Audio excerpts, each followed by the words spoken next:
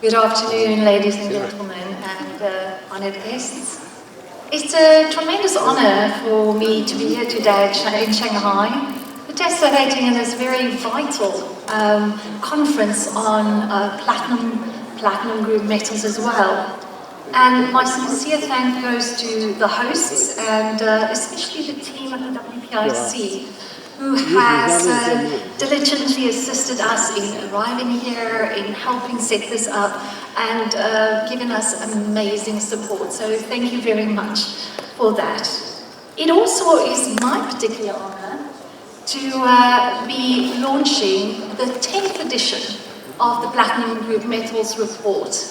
And this year, we're actually including not only platinum, palladium and rhodium, which we started including in 2020, but we're also including a full supply and demand on iridium and ruthenium.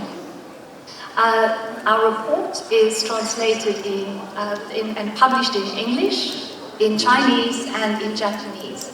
And we share key insights of 2024 and what happened in 2024, but we also share some of our insights on what is happening and trends in 2025. We also have a detailed appendix that actually gives you history, and the history goes back 10 years in supply and demand, and it also gives you a history of, since 1997, of the prices of these metals in different currencies. So let's dive in, and of course we cannot actually produce a report of this nature without investment. And it is I'm truly grateful, and it is my honor to thank all of our supporters and our sponsors of this year's Platinum Group Metals Focus edition, and the Chinese edition especially. So thank you very much to all our sponsors. Diving into the PGM market, so this is on a 5E basis, so all 5 metals, platinum, palladium, rhodium, ruthenium and iridium. Now, both on the demand side and on the supply side, we saw somewhat of a contraction in 2024. So supply, we saw a growth in 2024. We were expecting a contraction in 2025.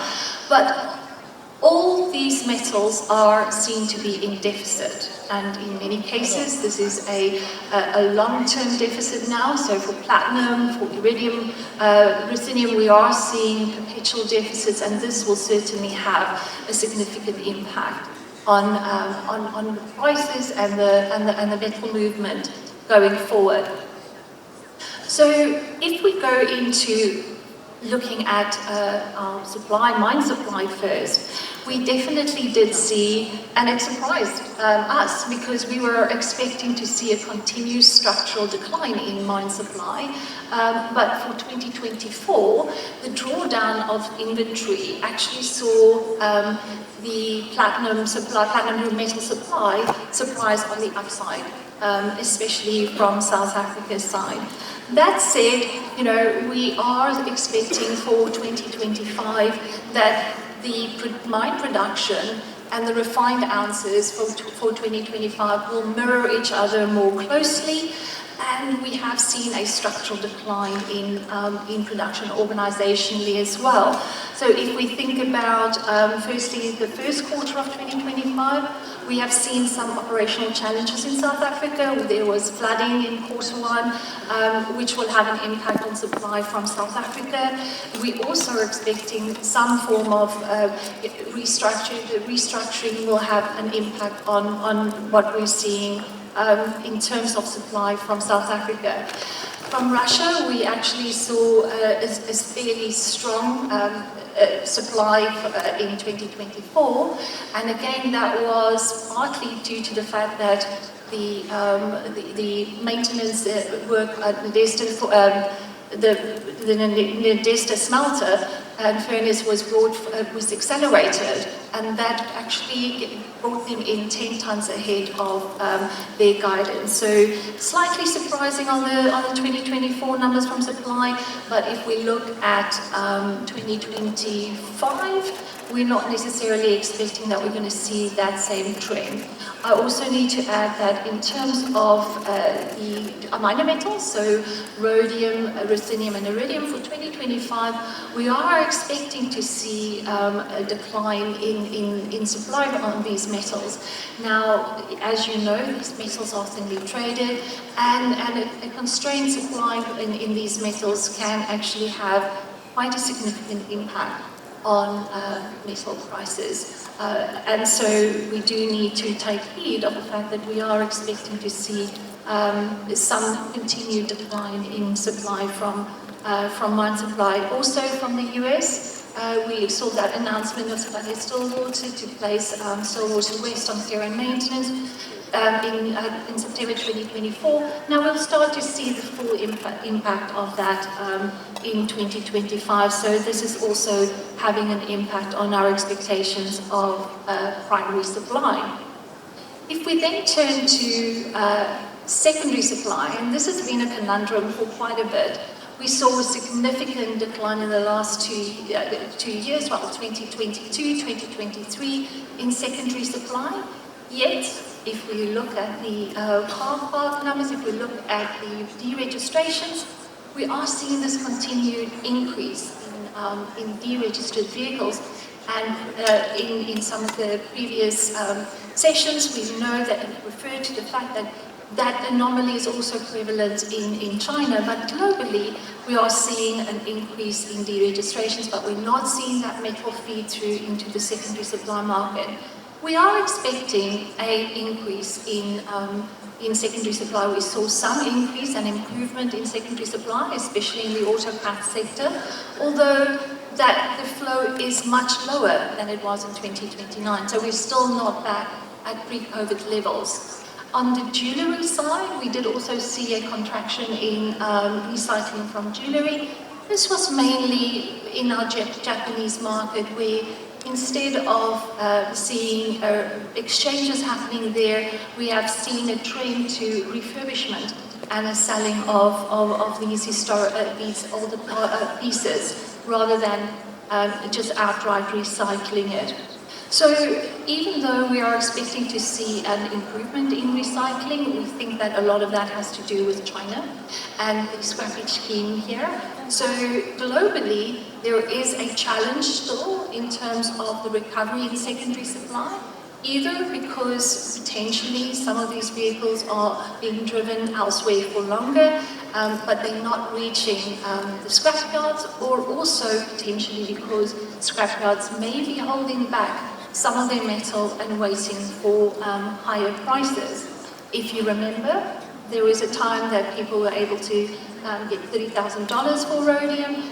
So even though rhodium is at a historically high price today, it is still significantly lower, and there might be people holding out for another higher rhodium price. So, as I said, we're seeing supply struggling in terms of meeting demand, as all 5 our metals are in deficit, and we are necessarily looking to understand what is happening on demand and what the implications will be for demand and the prices there. If we turn to demand, we are seeing a contraction. Largely, if we look at the different segments, we are seeing a contraction in the automotive sector. Of course, that has to do with battery electrification. And then we are seeing in some pockets in 2024, we did see benefits in the industrial side, where we saw some expansions. We're not necessarily expecting that in 2025. And so we are going to see some differentiators and a contraction. So we continue to expect a contraction in demand. Even so, these metals remain in deficit. So if we look at the particular components of demand, automotive demand, of course, makes up the lion's share of platinum group metals. And in automotive demand, we think that even though we are seeing battery electrification slowing, it is continuing to grow. So there will still be an impact on automotive demand and a decline in automotive demand. But a greater factor this year is the uncertainty around tariffs. So the geopolitical challenges that the industry is facing. You know, I think the automotive industry is facing several black swans. Since 2020, they have not really had a normalized year. And we're very hopeful to have that normalized year in 2025, but certainly that is not turning out to be the case. There are a couple of factors, of course. As I said, we are seeing the growth in battery electrification, which does have an impact. However, the increase in hybridization, so in our estimation we see 27% increase in hybridization, and that offsets some of the decline that we're seeing in the internal combustion engine, both these two sectors are catalyzed, and so they do need PGMs, and this is abating or ensuring that the contraction that was expected is not as great as previously anticipated. And of course the BEV slowdown is also, perhaps maybe not in China, but certainly globally, there is a slower adoption rate expected, and that is positive for PGMs. All the same though, we are expecting somewhat of a decline. If we then turn to jewellery, we did see quite a healthy improvement in jewellery demand in 2024. And we effectively saw all our markets grow. Particularly, the India market grew quite significantly, and even though it is from a slightly lower base, they are certainly growing.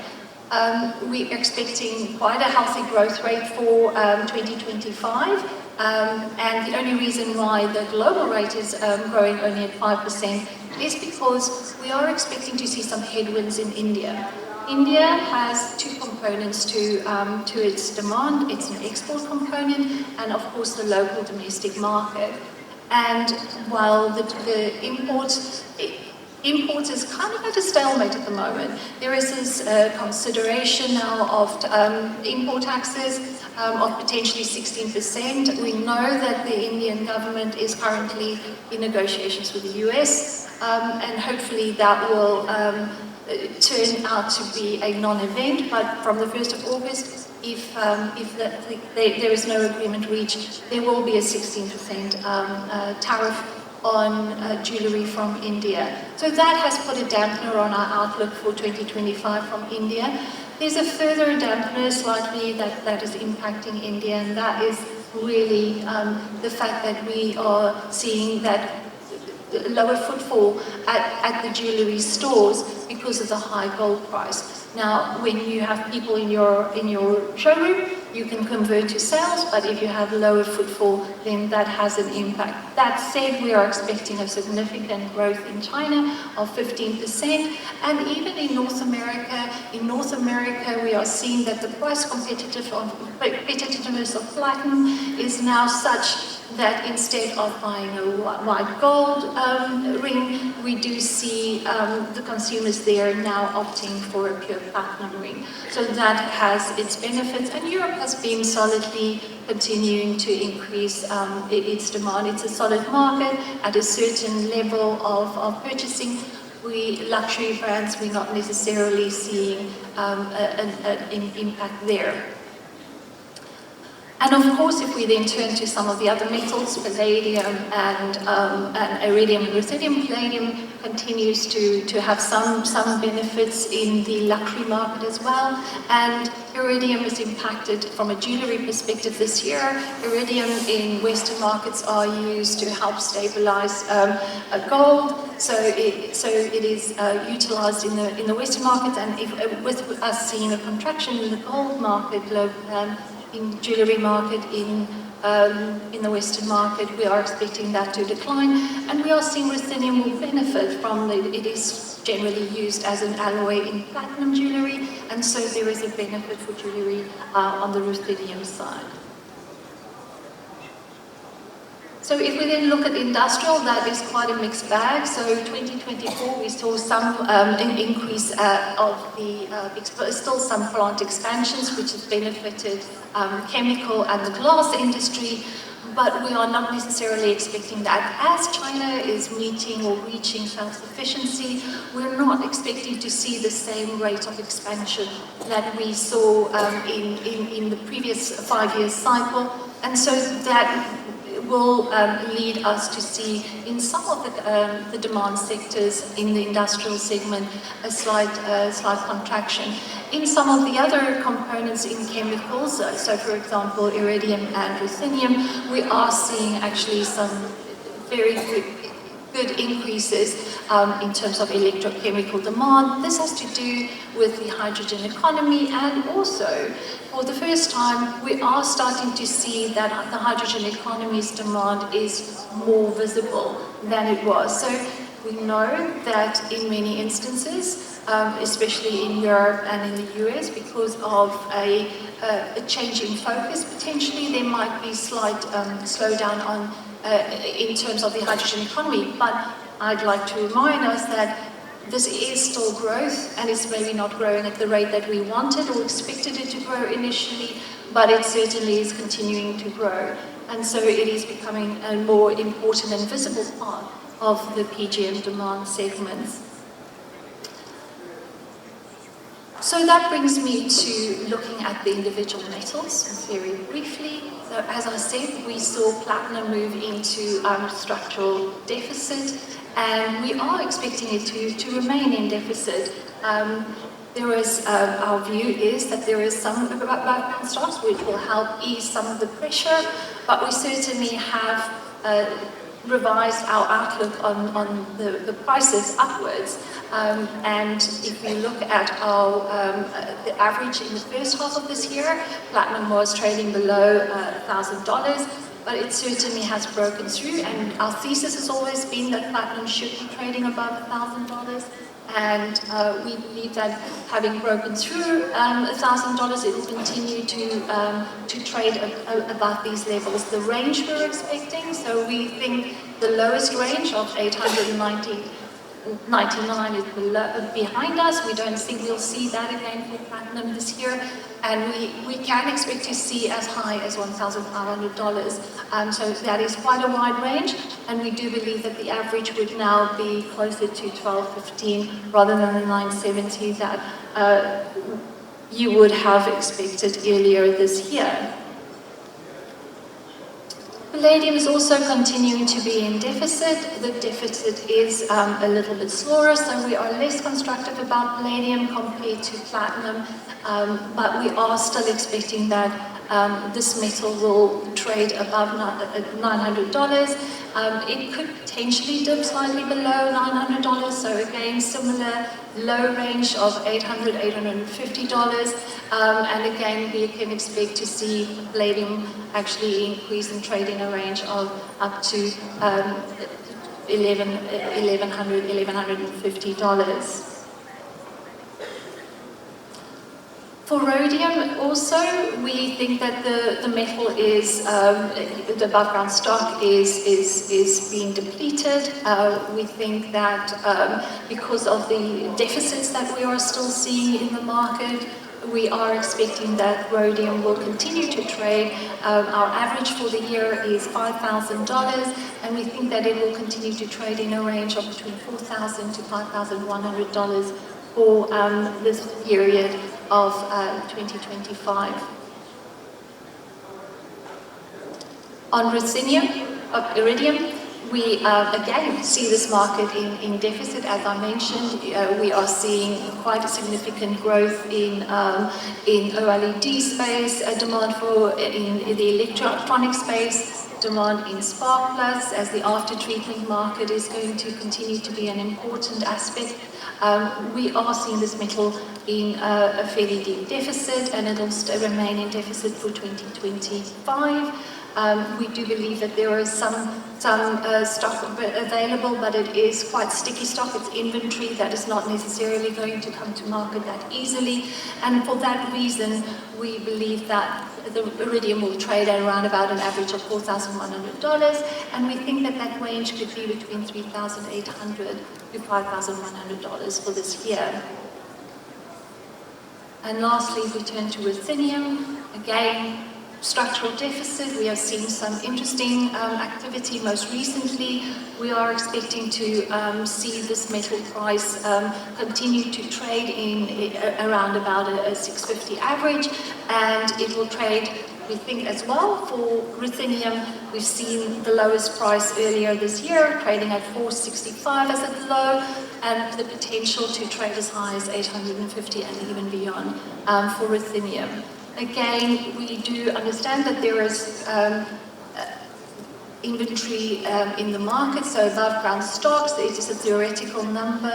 We think that those stocks, again, are quite sticky or not necessarily in a form that is tradable, fungible, and so for that reason, we are expecting that the price will continue to rise during this year, where we're seeing both industrial demand come through, but we're also seeing some speculative demand on ruthenium coming through this year.